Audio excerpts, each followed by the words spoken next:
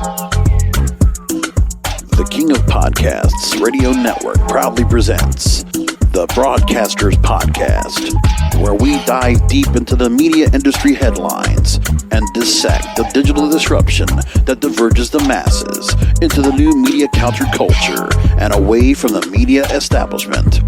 Here is the King of Podcasts. You could go back as far back as April 5th, 2019. If I'm looking on my back episodes, we're talking about going back to, God, what episode number would that have been? I don't remember which one it was. But what we had going on was the Writers Guild going up against the Association of Talent Agents. It was the very first blow in the digital disruption where streaming truly started to make its disruption onto movies and television. It's when you really started feeling the cable cutting coming into play and the amount of original content being built out prior to the pandemic that started up right away. And I can go back to that moment when that story came up and seeing how things were going along when it came to the buildup for what was going to be a big problem going on in Hollywood. They were going to have to deal with labor union issues and strikes. It happened. So the Writers Guild was first. And then we had really nothing much happening because of the pandemic, there was just a shutdown in general. Well, now that Hollywood has started to come back, well, it's only been about 4, 5, 6 months since we started seeing production starting to come back throughout Hollywood with a lot of different ramifications put into place. And then the IATSE. And seeing this coming into light, which I have been talking about for, let's see how far back. I can go back to September 2020 talking about this. And going back to what was going on about the issue with the digital disruption and what was going on with that. Let me go back to what I had before at that time. I'll go back to one of the episodes that I had where I talked about Hollywood is crumbling thanks to COVID. So this time, August 29, 2020, I saw the issues that were going on with that.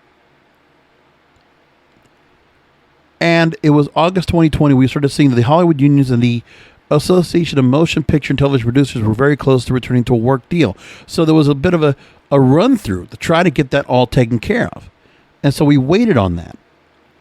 And then we got to the point where we just held on just to see what would happen if things would get better overall. And then it started going up right around September. So last month I started talking about for several weeks, and I warned everybody, the Hollywood labor union stuff, when I even tried to get people to come on to interview to talk about the strikes, to talk about the union issues.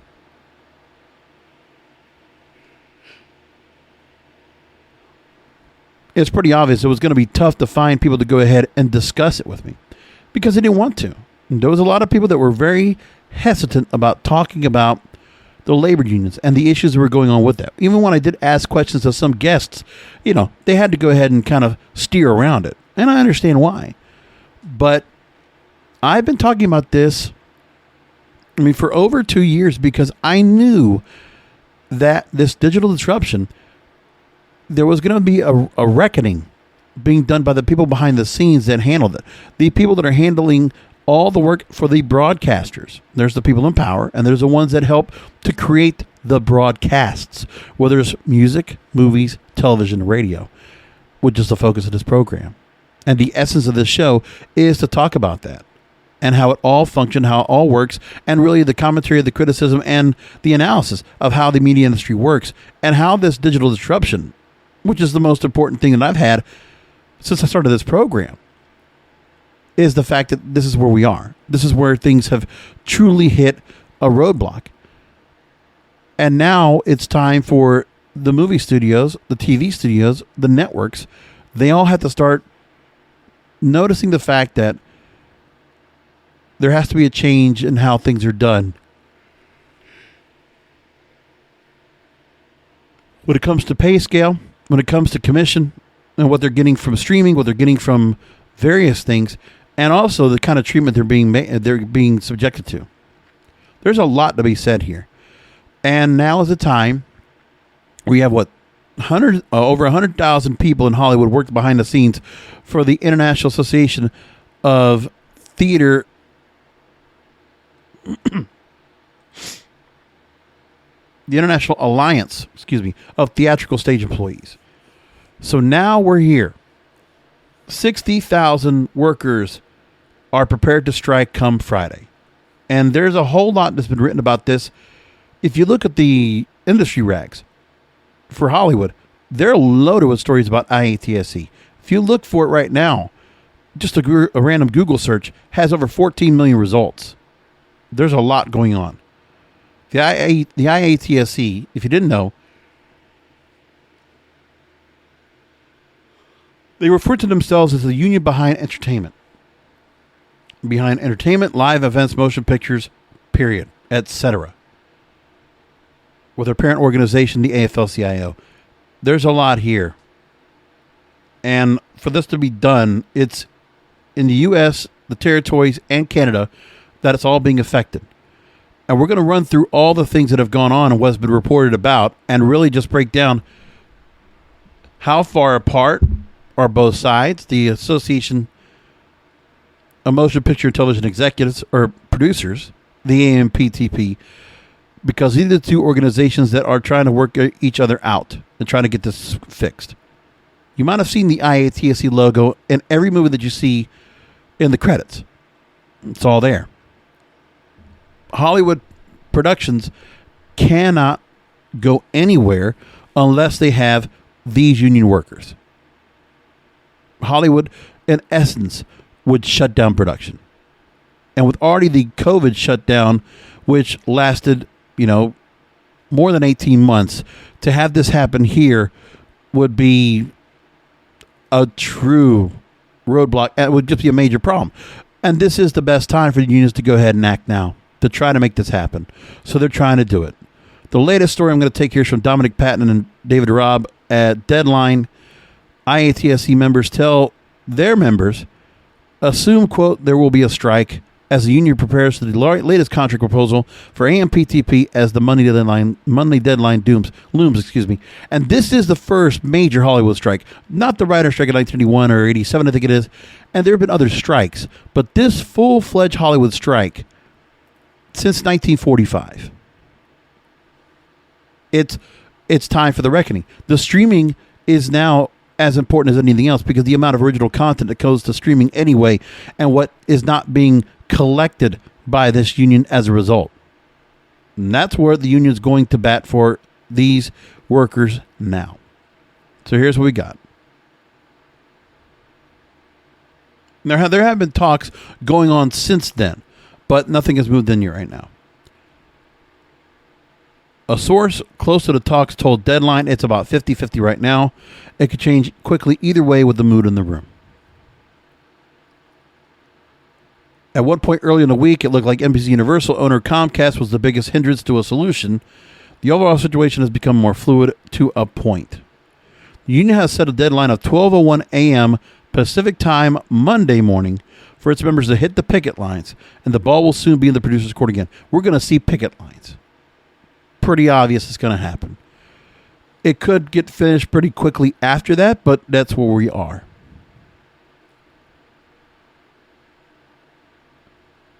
So union boss Matt Loeb is working on landing over its latest proposal to the AMPTP, a new 3-year agreement to cover issues of increased pay for the likes of assistants and script coordinators, meal break penalties, increased rest period, and more. Despite some generational tensions over truly going on strike, 90% of Guild voters in the 60,000-member bargaining unit cast a ballot for strike authorization. We talked about that last week here on the program. After weeks of sitting on their hands, the AMPTP returned to the bargaining table the day after the vote result was announced on October 4th. They've been in conversation ever since, but IATSE said Wednesday there's no deals in place in the opening minute of October 18th. The shutdown will begin. The picket signs will go up. The picket signs are prepared. You can look at the graphic I put up for this show. So members are being told now to make sure their time cards are complete and to take their belongings and their kits home Friday at the end of the day if they can. Congress is already supporting the IATSE to make sure they get a fair shake on what this deal is going to become. There's a lot that's been talked about what this is going to do and what is being asked for. So let's take a couple other stories that we have. From Fortune Magazine, they asked about why it was time to strike. Why the time was good now. So first of all, they talked to Charlie Schneider, an assistant lighting chief for Hollywood and Film TV Studios. He's talking about how the job is so taxing that a fellow crew member who worked a string of 14-hour days fell asleep while driving home from the set and flew off the road. We talked about that story last week as well. A script coordinator who asked not to be identified for fear of losing future work spoke about how low pay can restrict marginalized communities, people with children, those who lack backup savings from sustaining their careers. For example, when she asked for a 50-cent hourly raise for a job that put her on call around the clock, she was denied. And then the script coordinator also complained of a lack of upper mobility and that streaming services are producing short 10-episode seasons. The writer's room was practically sealed shut to newcomers. Schneider also talked about concern about safety on the set. Production crew workers must often lift heavy equipment. Long work days could result in accidents on or off the set. And Schneider added also during the pandemic, the studios devoted big money to COVID testing and PPE gear so filming could resume. Why not ensure, he says, the health and safety of all your employees on a day-to-day basis unrelated to COVID? There's that part to be considered.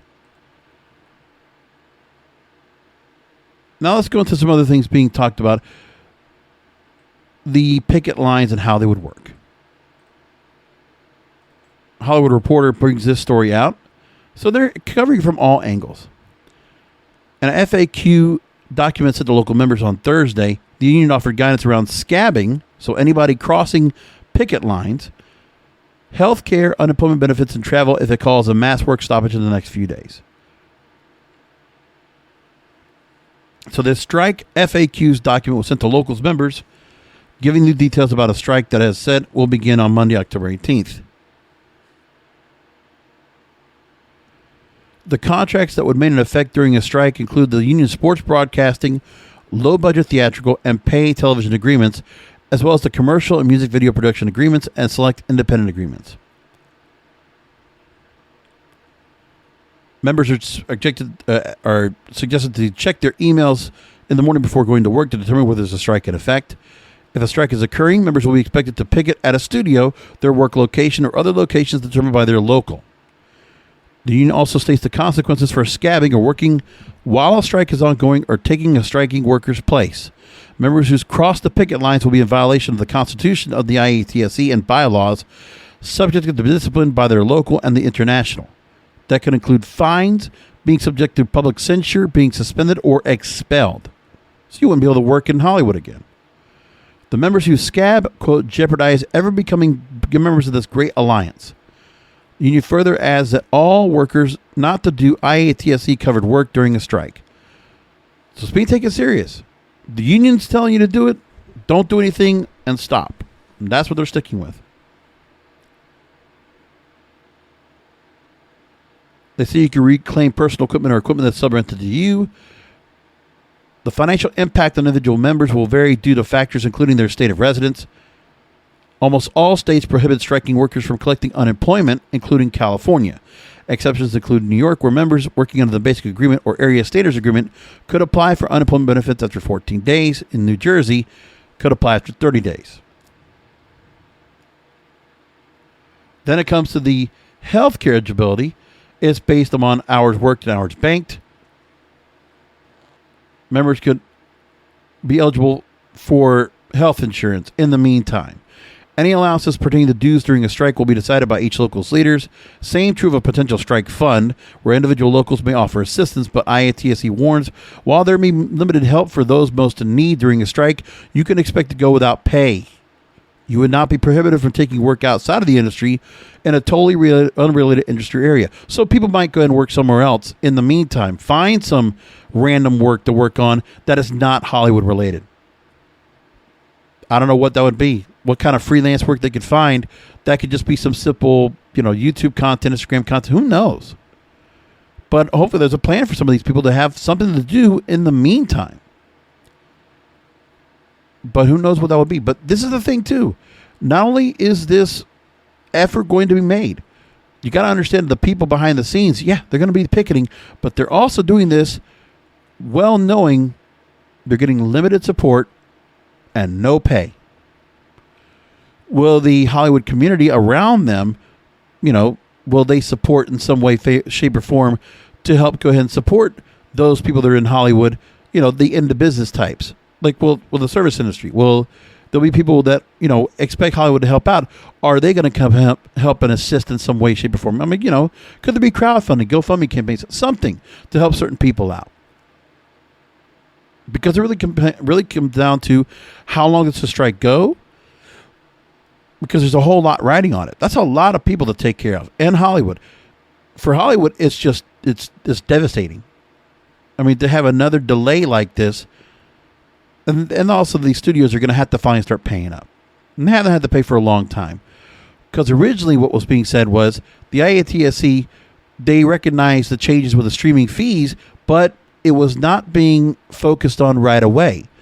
Because the idea was to see what would happen. What kind of impact streaming would make. And this would have been back in 2016, the last contract negotiation, or 2018. So we're still waiting on that. But streaming has become such an impact now, you have no choice. And this is why the writers did what they did with packaging fees. And all they did with that. And the breakup of that altogether. Because the WGA and ATA just split up. The agreement they had before just split. And so now writers and all the others within the Writers Guild just decided to go their own way. And decided to just move out altogether. And that's the move. It's been fascinating to learn about this over the last couple of years. And unfortunately, I hate to be the bearer of saying I was right. That I knew this was going to happen soon enough. And I thought talking about this, even though this is not the most popular thing to talk about, like it's a negative thing to talk about, but I thought it was important. And at this time, you could just see the writing on the wall. It was eventually going to happen. So I just kept an eye on the union stuff. What was going to happen with this? And now people are starting to talk about it. Only this week do we hear, because of the strike now being authorized by Monday, October 18th, that's it. And now everybody started talking about it. It started getting some national exposure. The press decided to talk about it. And for Hollywood, I hope that these workers get their just due. This is me supporting the workers, the behind the scenes people. They're responsible for all that was being done. I'm sure many of the people that I had on that were guests that worked in movies or acting or whatever else, there's probably a lot of people that were IATSE members. They probably have their cards. Who knows? They might be picketing as well. But it's important to see how this works out because the unions need to go make sure they're getting their just dues by Hollywood. And that needs to happen. It's very important. Now let's break down what they're asking for, the demands of the IATSE. Because we've talked about it, but there's more we can actually bring up to the story as well. That was brought up earlier this week by Variety and Cynthia Littleton. What's interesting in this story is the fact that the IATSE's demands were really escalated and accelerated due to COVID. The scheduling and shooting protocols required for COVID safety during the past year fueled the demands in more ways than one. Now, to adjust to pandemic-era limits, producers in many cases focused on maximum efficiency in scheduling for actors. For camera crews, that meant in many cases producers opted to pay modest penalties built into the contract for when crew members missed a designated meal break period. And because COVID protocols demand no food be brought around shooting locations, many camera teams log long work days without eating at all. And this situation angered many, and there was other unintended consequences of safety protocols that animated the bargaining negotiations that were being held in virtual form for most of the last week.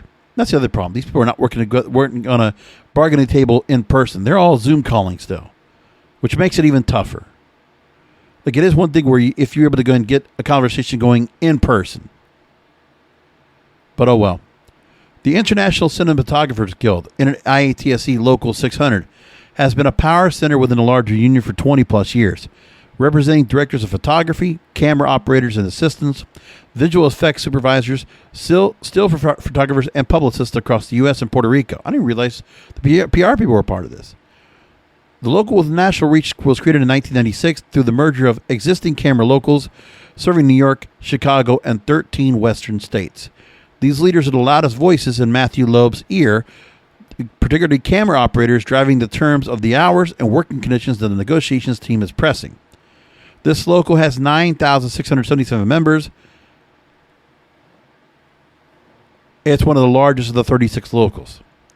So the camera operators, yeah, that's probably one of the most strenuous operations they have to be doing in terms of their work. That's grueling, taking the equipment, moving it around, adjusting, setting, focusing, getting it all done.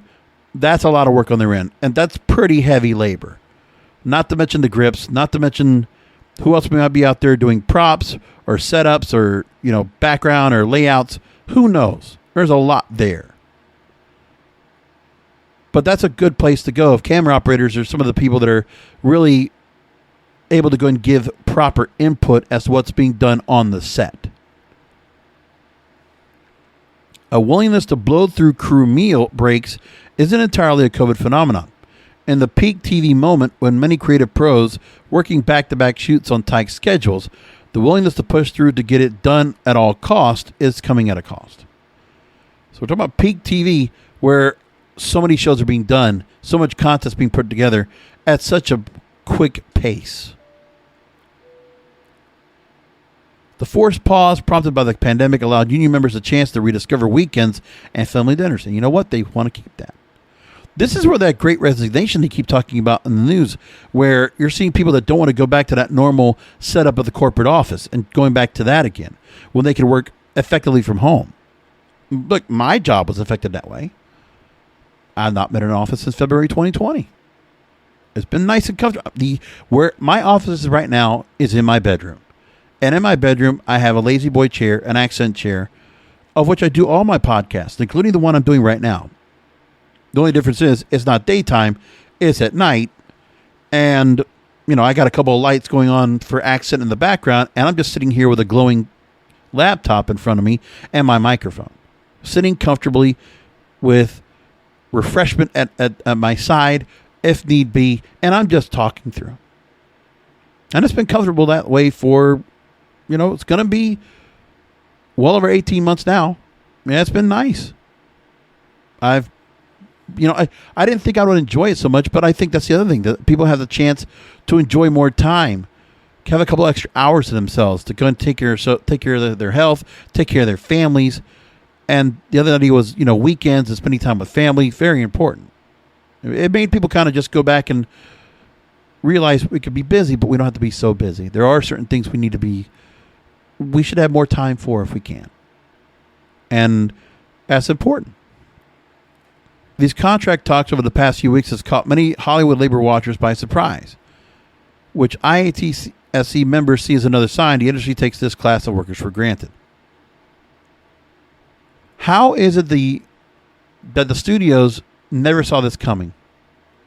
They have to be ignorant if they didn't think this was going to happen. This is where there is no proactive approach in Hollywood or by corporate America in general. The corporate media doesn't do it. These big corporate media conglomerates don't do that.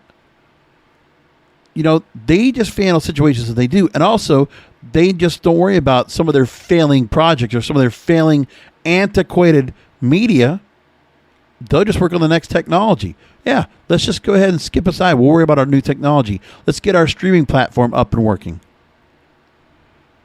Oh, networks? That's secondary. Oh, the cable stuff? That's secondary. Let's find out who we can merge it with next. We can find content for somebody else. What else can we reboot, rehash, retool, reinvigorate, revive?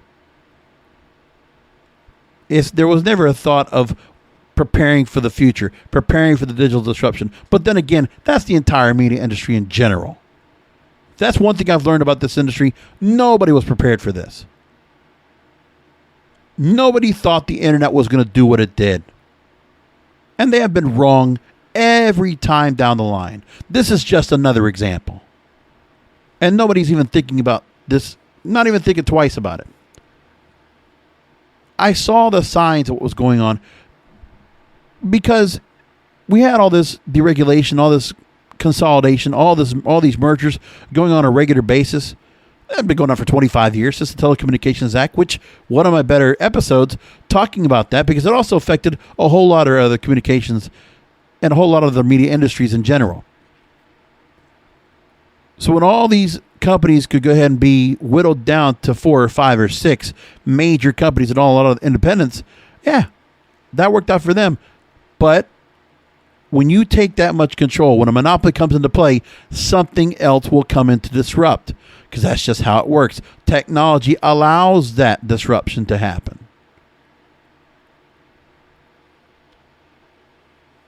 And then for a rainy day, the rainy day that was the pandemic was even a worse thing for some of these people, not realizing what could happen.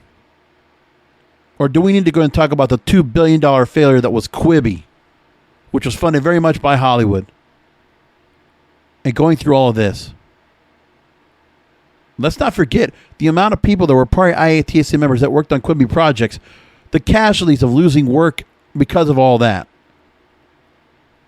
And all those projects being put by the wayside and luckily being picked up by other places.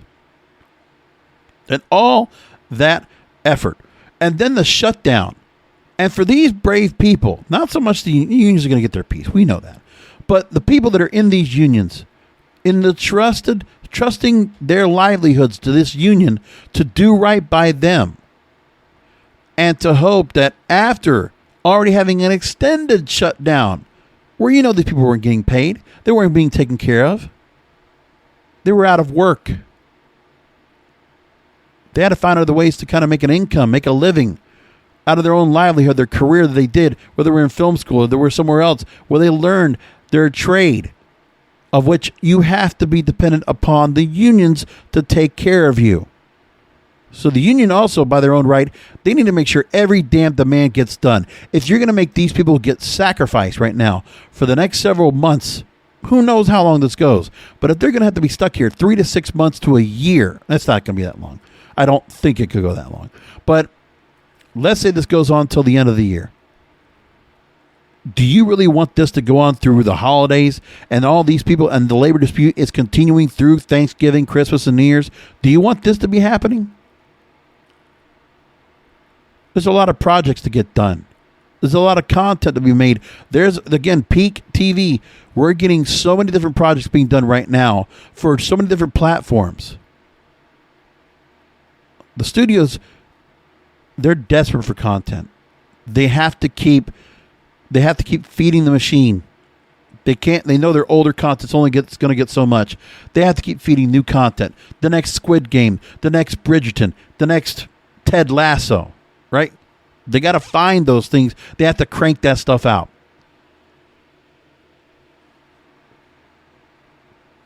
New seasons, new series, all of that. They have to handle it. They have to get this done.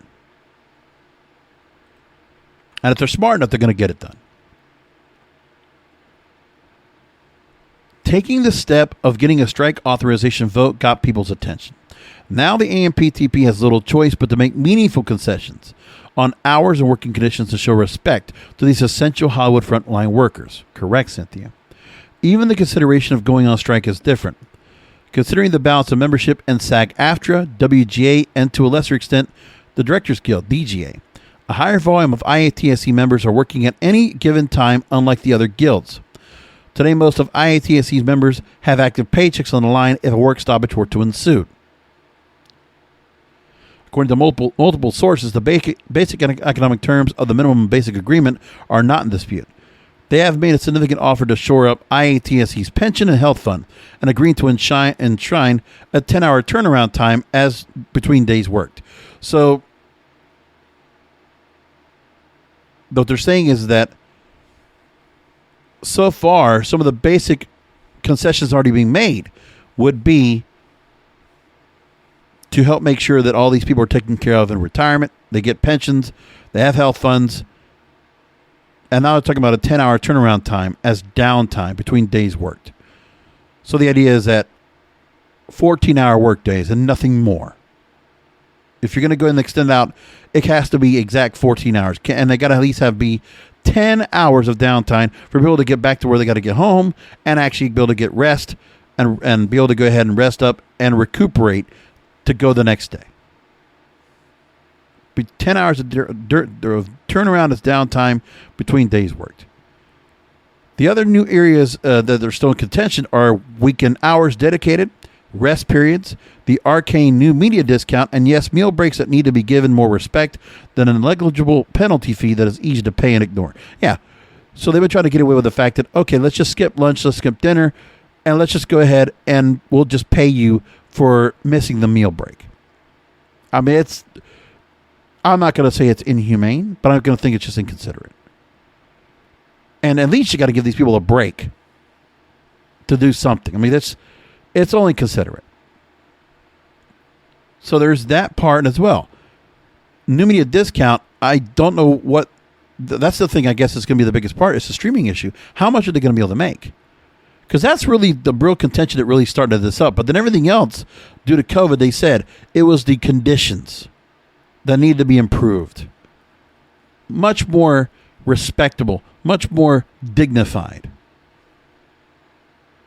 Hollywood CEOs are understandably antsy these days about changing business models at a time where the largest employers are plowing billions of dollars to invest in new streaming platforms.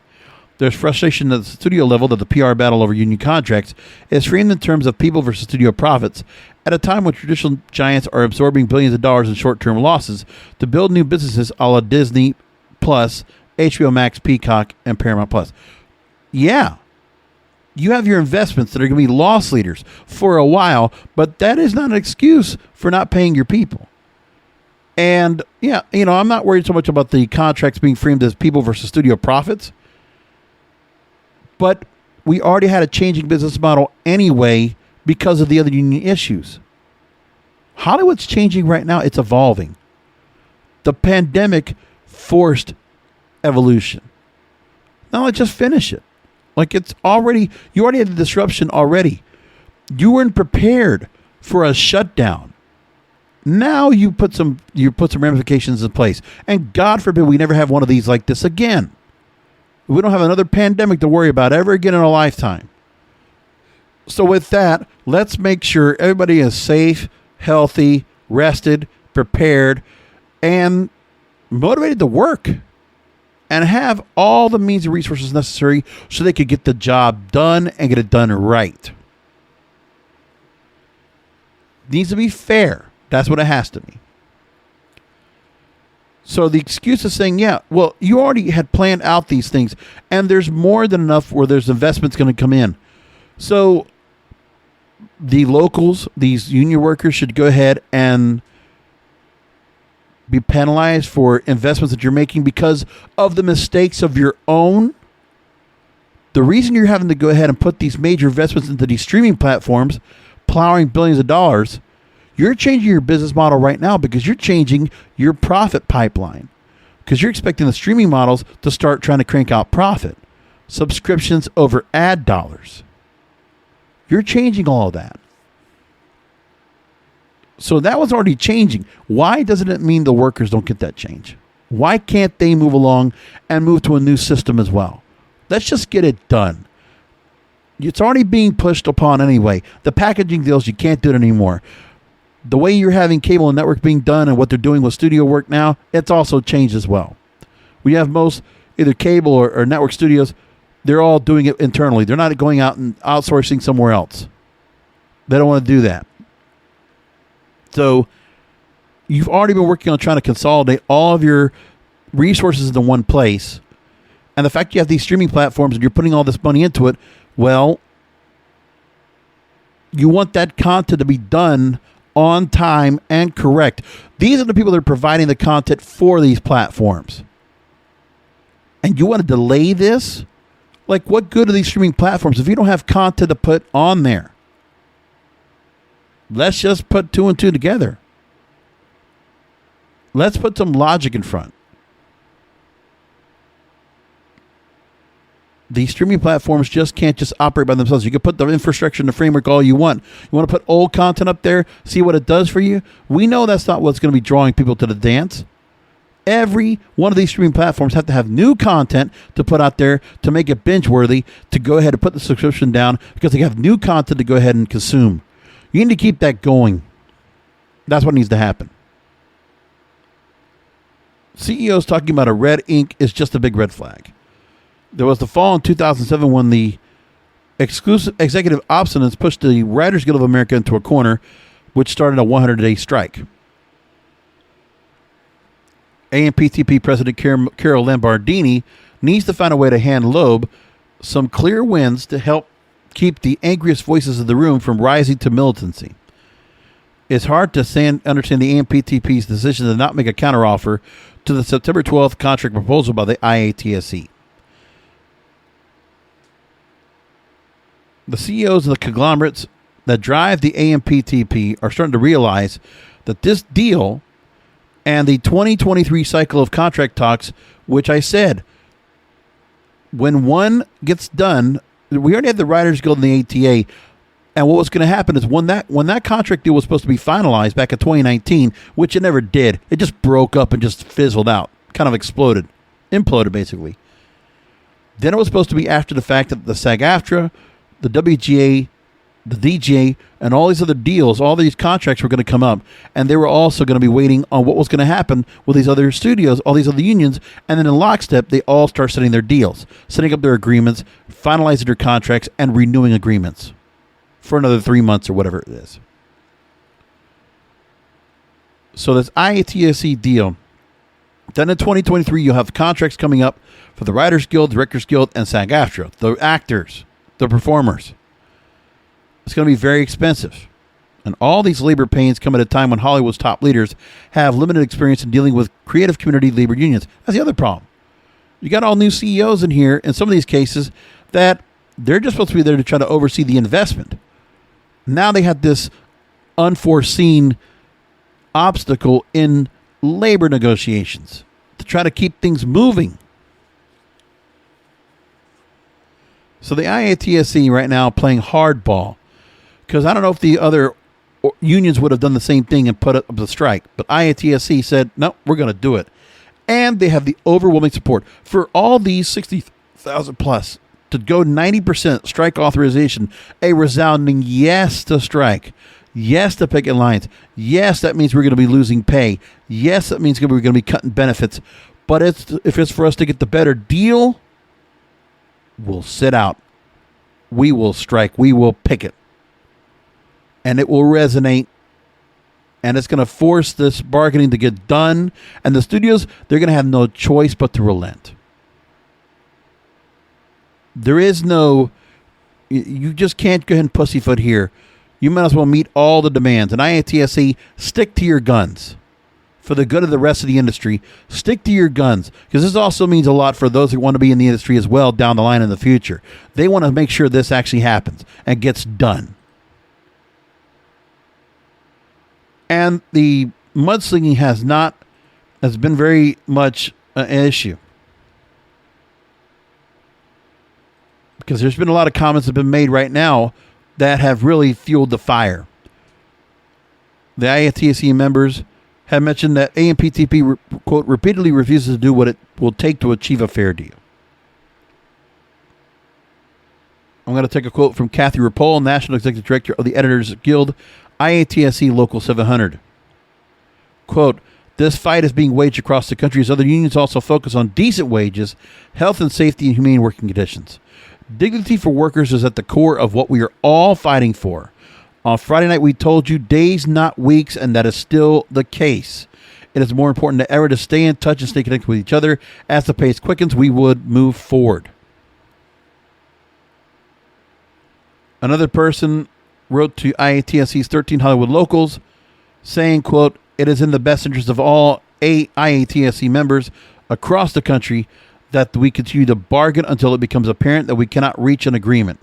That is what we intend to do while we simultaneously prepare for a work stoppage that we hope does not have to happen." The picket signs being made say fighting for living wages, fighting for rest periods, fighting for meal breaks. So those are the three major factors that they care about. That's what they want to get done, and I agree with that. Let's I'm going to take a couple of stories from the wrap.com, and they talked about the pace of the negotiations, not meeting the urgency of workers' needs. An Editors Guild memo wrote, quote, "Either they don't recognize what has changed in our industry and among our members, or they don't care, or both." That's more from Kathy Rapola, by the way, that particular story. So what they were saying was basically some of the same stuff. Another one I want to take is from the strike about everything we know about the potential Hollywood shutdown so far. So the update that we have, this is from the Wrap, and they explain what is coming of this right now. So we know what the major areas of concern: excessively safe and harmful working hours, unlivable wages for the lowest paid crafts, consistent failure to provide reasonable rest during meal breaks between workdays and on weekends, and workers on certain new media projects get paid less, even on productions with budgets that rival or exceed those of traditionally released blockbusters. 14 hours as a definite for shoot days that can lead to exhaustion. They want it to be exactly 14 hours, no more than no one more, not another minute more.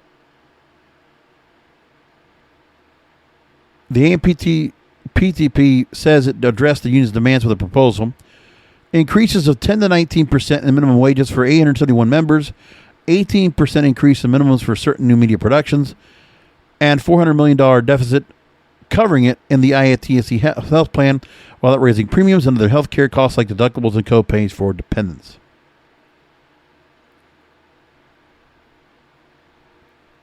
Now, what is the immediate impact if we go to strike Monday?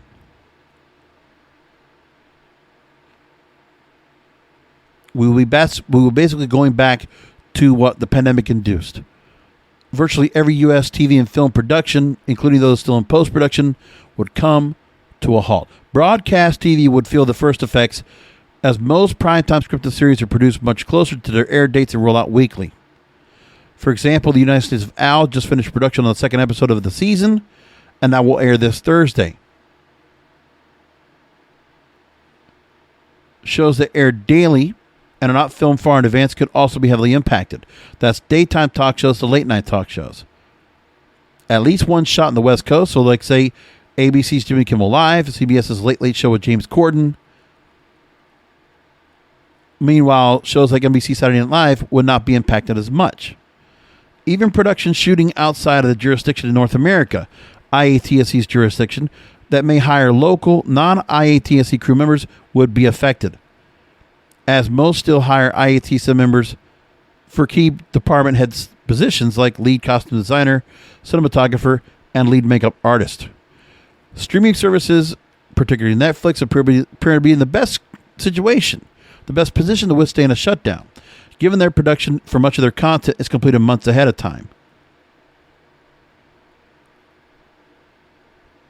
And still comes down to the fact that Netflix had much more content in the can, which is why they did so well during the pandemic as a result and increased their subscriber base so much. The current contract talks, though, will not cover TV commercials, animation projects, and shows for pay cable networks. So programming like HBO, Showtime, and Starz will not be affected. They'll continue to film on.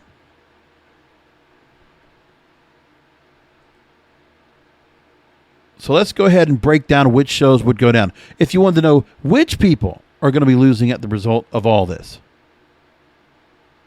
So shows like HBO's Game of Thrones spinoff House of the Dragon, Showtime's Billions, Starz Power, yep, they're going to continue. They're produced under a separate IATSE agreement that ends in the end of 2022, and IATSE has instructed members working on these shows to disregard the strike order and show up on set. So no strike by the strike there. So remember, what's happening now is that the pay cable networks, Stars, I guess Epix, HBO and Showtime, they're not affected. Their program is continuing to go and move forward. They're going to be on time and on schedule.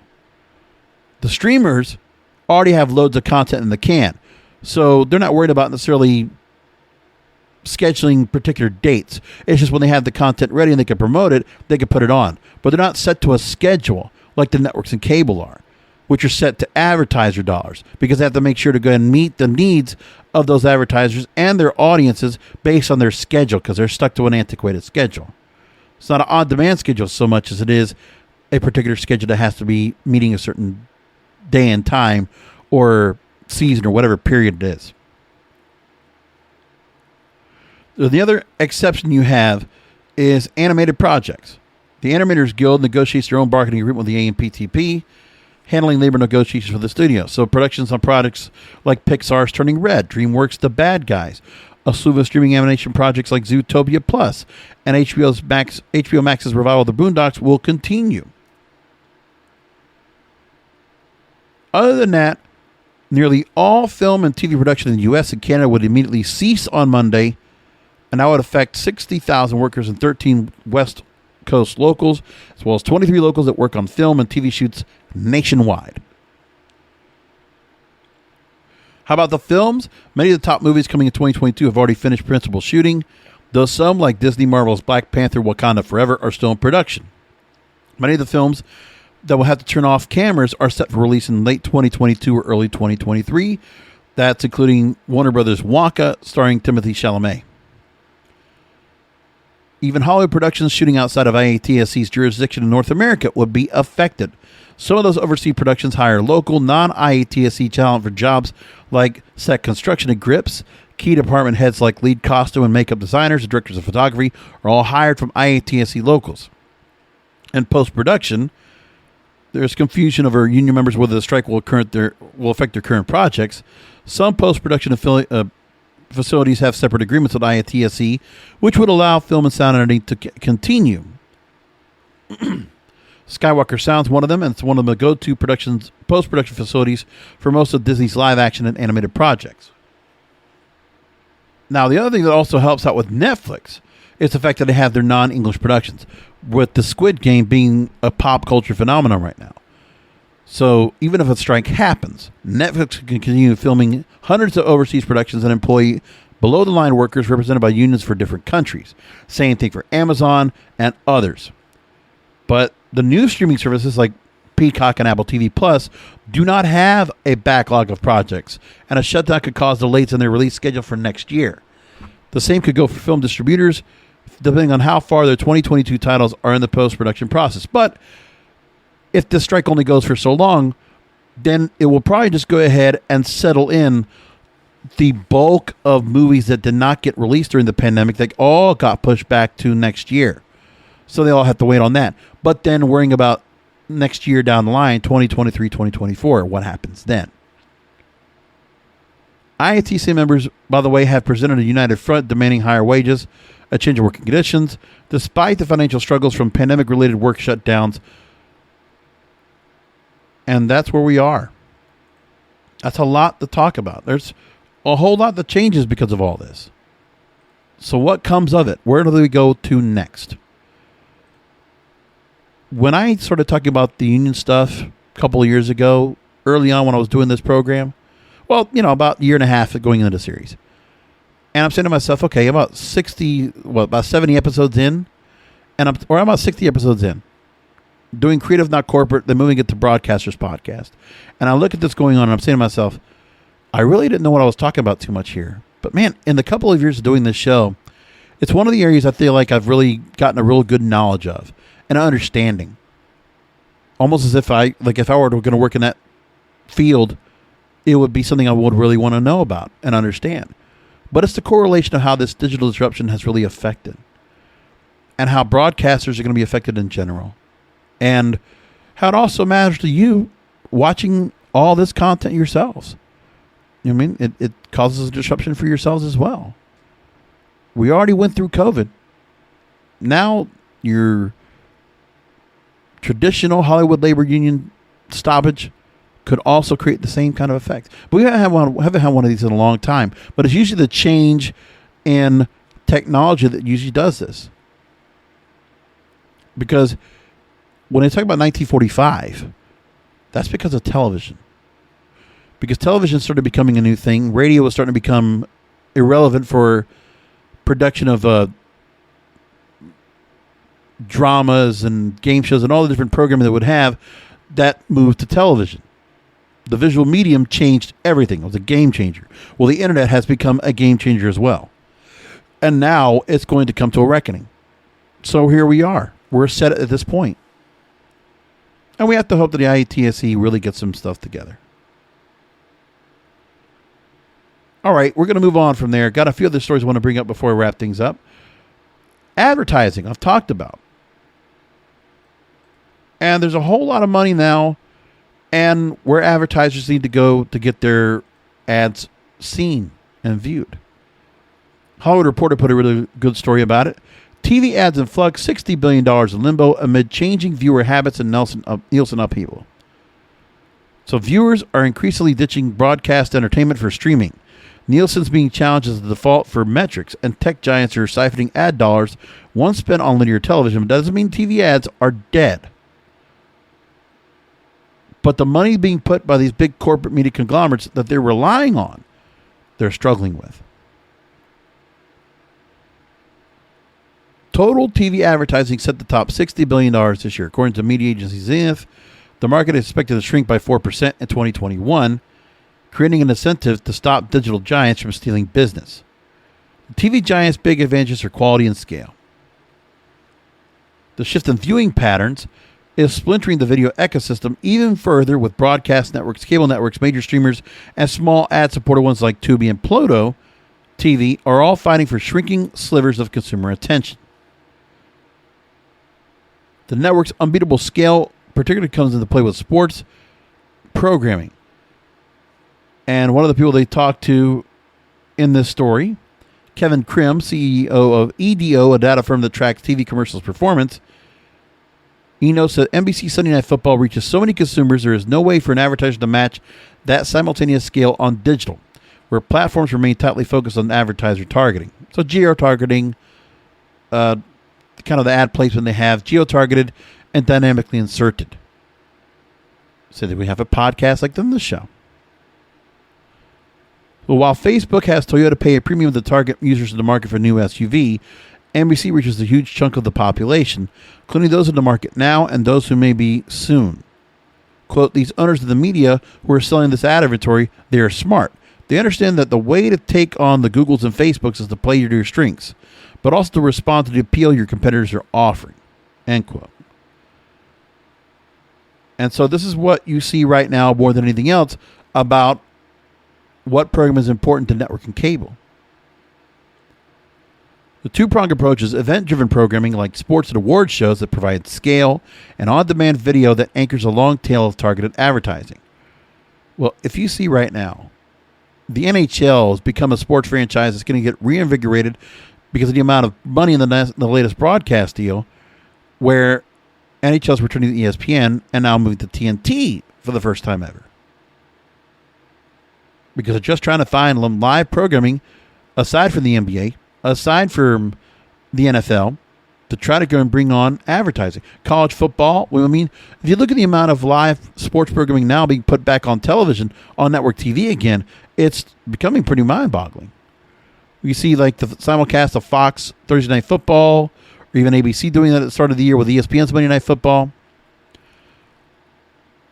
Now seeing more of the Major League Baseball playoffs playing out before the World Series. It used to be that the World Series would just run on Fox, but now, more than ever, they're running the games all in prime time. They're trying to get as much as they can of all these sports programming. All the sports programming. Before they get to the light at the end of the tunnel, though, they have to deal with the measurement platform.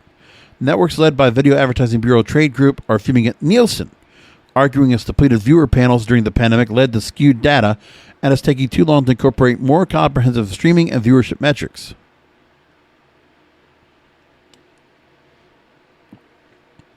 You remember we talked about a few months ago how the Media Rating Council revoked Nielsen's accreditation, and NBC Universal is seeking new measurement partner proposals.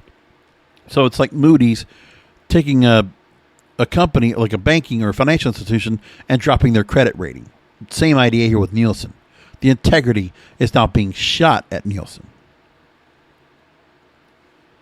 In a September 9th letter, Nielsen CEO David Kenny apologized to the company's partners about taking too long to explain how COVID-19 safety protocols were affecting panels. There's changes in consumption habits combined with digital giants chasing a piece of the pot. They're having TV companies scrambling for alternatives, with ComScore and Video Amp among now those offering measurement options. Despite Facebook and Google measurements at face value, marketers are unlikely to embrace any option of wholly owned by one of the big TV companies, given the long history of TV ads being bought and sold by a third-party currency. Quote, no advertiser will ever trust a publisher who is delivering the media and also giving you the measurement. That's according to Siraj Barwani, Chief Strategy Officer at digital ad firm Acuity Ads. You're not going to grade your own homework. That's a cardinal sin. So the ad TV biz finds itself in a state of influx. Viewer habits are changing. Measurement is changing. And the technology that powers it all is changing. Traditional players maintain one critical advantage. They still know how to make good TV. For marketers seeking to reach a huge swath of the country in one hit, there isn't a better place to get a return on investment. It is inevitable that quality TV programming is going to be one of the best places to advertise in the distant future. But it's not something they can get consistently. So they have to worry about what they can get and how much they can get. Because if they're only worried about football, then that's only so much time of the year. They're going to be able to get that for the holidays or for certain time periods. Then what do they do for spring? What do they do for summer? They have to consider. And parts of the winter, what will they do? It's all that going on. Plus, remember that with all the sports programming, now they have to also contend with the fact that all the sports books are now putting all their advertising dollars in. So it's taking away inventory for some other places. Like, imagine what happens now when the sports books are now coming in with billions of dollars in advertising for all the sports programming. Where's the room for K Jewelers? Where's the room for all these department stores to run their holiday ads for Black Friday or whatever they might be doing? They're going to get shut out. Where are they going to go next? It's a lot to consider. So one other story I want to bring up before I wrap things up for the night is from Spotify and other streamers proposing the lowest royalty rates in history for songwriters. This is not good. So music streaming services now, including Spotify, Apple, Amazon, Pandora, and Google, filed documents to the U.S. Copyright Royalty Board this week to tell them what they think they should pay songwriters for the years between 2023 and 2027. David Israelite, President and CEO of the National Music Publishers Association, of the NMPA, is talking about now, quote, we will be fighting the raise significantly what streaming services pay songwriters, and we will now see with full transparency to what degree Spotify, Amazon, Apple, YouTube, and Pandora are trying to cut what little they currently pay. Songwriters should all take note of what these giant technology companies propose. Their proposals prove how much or how little they truly value the creators they rely on. Israelite has said that they're now trying to propose the lowest royalty rates in history. He also added, quote, not only do they propose rolling back rates in terms to erase all gains over the last 15 years, they're actually proposing a structure worse than at any point in history of interactive streaming. It is disappointing, but not surprising given how they have treated songwriters over the years, including their continued assault on the rate victory that was achieved in 2018, which they're still appealing 4 years later. The next time you see a billboard, paid ad, or token gesture from a streaming service claiming to value songwriters, remember their actions speak louder than any hollow gestures. The fight has just begun. So we'll keep an eye on that, see if there's anything else that comes up that we can go and bring up as well. We're going to find out what that's going to be. But story to keep an eye on. Very interesting. Okay, that's the show. Thanks for listening in, finding it as you always do. And I really hope you appreciate those of you that stuck around to listen to the whole strike talk, because it's important. Something I actually do care about. I hope that the unions do the right thing by these workers, because I like to feel like I'm one of the brothers in arms with them, in hopes that they get what they deserve, that they get proper treatment, all their demands get met, and they quickly drop the picket lines to get back to work as soon as they can with a new agreement in place.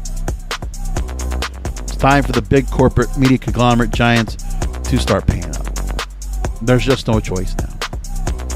How much damage do you want to get done? Anyway, we'll leave it there. Thanks for listening in, finding the show as you always do. And until next time, remember that content is king, and the control of your content is in your hands. Thank you for listening to the Broadcasters Podcast. Find all the links to subscribe to the show by going to broadcasterspodcast.com. And don't forget to check out the King of Podcasts wrestling program, the Wrestling is Real podcast, exclusively at wrestlingisreal.com.